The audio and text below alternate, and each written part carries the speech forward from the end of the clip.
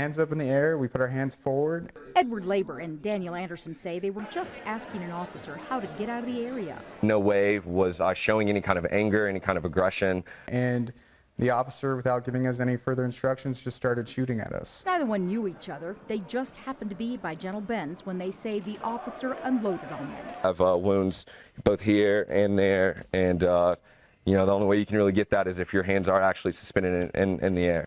Labor showed us his wounds. Across the chest about 7 times. Labor says he turned around to protect his face with hands still up in the air. I think he got 6 shots off on my back. Plus, he was shot on his arm and side for a total of 17 times. Anderson was shot, you know, anywhere between 9 and 12 times. This is video News 4 obtained from Gary Spector, who is representing Labor and Anderson. It's in a moment of calm after the shots were fired, when suddenly officers rushed the students as they recovered from the shots, as others watched and voiced their disapproval. Watch the officers as the man without the shirt shouts their actions are being documented.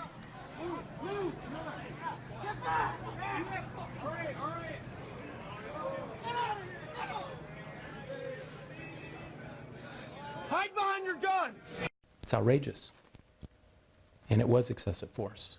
Spector obtained a summary case report on Labor's arrest. That doesn't have any indication whatsoever that the Tucson police officers or anyone had opened fire on this young man with his hands up in the air.